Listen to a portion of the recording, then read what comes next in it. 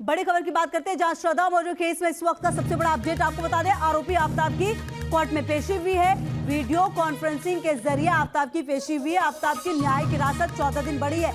ये बड़ी खबर आपको बता रहे हैं, आफ्ताब की न्यायिक हिरासत 14 दिन बढ़ गई है। तो देखिए, आज पेश किया गया साकेत कोर्ट में, वीडियो कॉन्फ्रेंसिंग के जरिए आफ्ताब की पेशी हुई। और अब जो अपडेट है वो ये कि फिलहाल 14 दिन की न्यायिक हिरासत बढ़ा दी गई है। इस 14 दिन में और तमाम सवाल जवाब होंगे, जो सबूत है उसे और खंगालने की कोशिश होगी। तो कहीं ना कहीं जिस तरह से ये न्यायिक हिरासत बढ़ी है, मतलब साफ है कि अभी भी कई सारे ऐसे सवाल हैं जिसके जवाब ढूंढने बाकी हैं। सबूत पेश किए गए श्रद्धा मर्डर केस में इस वक्त का ये बड़ा अपडेट आपको बता रहे हैं, जहां वीडियो कॉन्फ्रेंसिंग के जरिए आरोपी आफ्ताब की कोर्ट में पेशी हुई। और जो अपडेट है वो सबसे बड़ा ये है कि न्यायिक हिरासत फिलहाल 14 दिन के लिए बढ़ा दी गई है। अब इस 14 दिन में क्या सवाल जवाब होंगे, क्या वो अनसुलझे सवाल है, उसको भी देखना महत्वपूर्ण होगा कि किस तरीके से तमाम जवाब को ढूंढने की कोशिश की जाएगी।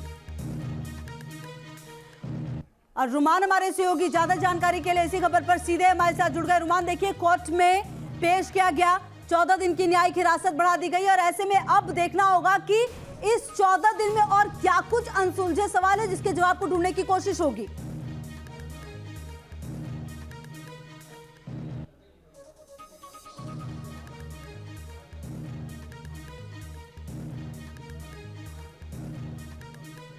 रुमान, क्या आप तक हमारी आवाज पहुंच रही है? सीधे तौर पर इसके बाद ये फैसला लिया गया कि ठीक है, चलिए देखिए, हम जुड़ेंगे उनसे। और देखिए, बेहद महत्वपूर्ण ये अपडेट अपने आप में, क्योंकि जिस तरह से श्रद्धा मर्डर केस में एक के बाद एक तमाम खुलासे हो रहे हैं आरोपी आफ्ताब की तरफ से, चाहे आप पॉलीग्राफ टेस्ट की करिए, नार्को टेस्ट की बात करिए, पोस्ट नार्को टेस्ट की बात करिए, कई ऐसी बातें रही हैं। और देखिए, रुमान लगातार हमारे साथ जुड़े। रुमान, 14 दिन की न्यायिक हिरासत और बढ़ गई है, क्या वो अनसुलझे सवाल होंगे जिसको सुलझाने की कोशिश अब पुलिस के द्वारा की जाएगी? देखिए, वीडियो कॉन्फ्रेंसिंग के जरिए सुरक्षा कारणों से आफ्ताब को तिहाड़ जेल से ही कोर्ट में प्रोड्यूस किया गया, जहां से उसे 14 दिन की न्यायिक हिरासत में भेज दिया गया। पुलिस का कहना है कि इस मामले में अभी उसको और आगे रिमांड की जरूरत नहीं है, रिमांड की कोई मांग नहीं की गई थी, इसलिए एक नॉर्मल तरीके से पेशी हुई और आफ्ताब की 14 दिन की न्यायिक हिरासत बढ़ गई। क्योंकि इस पूरे मामले में पुलिस के पास सर्कमस्टेंशियल एविडेंसेज हैं, 13 शरीर के टुकड़े जो कि ऐसा माना जा रहा है कि श्रद्धा के हैं, उसकी फॉरेंसिक रिपोर्ट और लैब रिपोर्ट आनी बाकी है।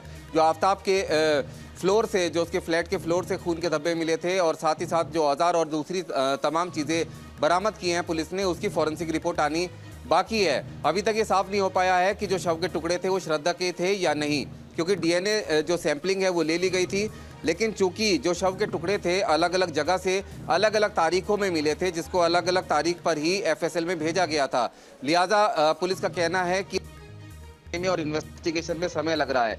अभी इसमें पूरा समय लगेगा, क्योंकि जब तक इसके हाथ में डीएनए रिपोर्ट नहीं आ जाती या फिर फॉरेंसिक एविडेंसेस नहीं आ जाते, तब तक आफ्ताब के खिलाफ डायरेक्ट और ठोस सबूत नहीं है। फिलहाल सर्कमस्टेंशियल एविडेंसेस हैं और तमाम दूसरे सबूत हैं और साथ ही साथ आफ्ताब का कबूलनामा है।